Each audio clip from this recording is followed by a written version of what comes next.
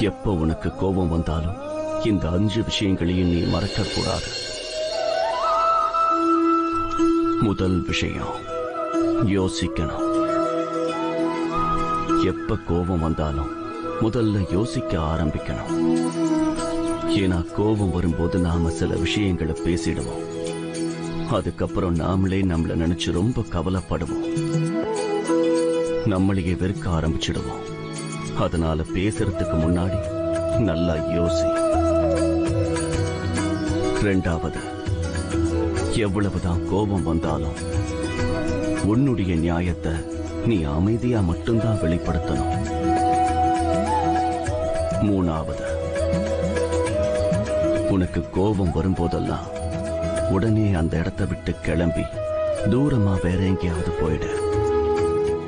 ஏன்னா இப்படி நீ அந்த இடத்தை விட்டு போகும்போதுதான்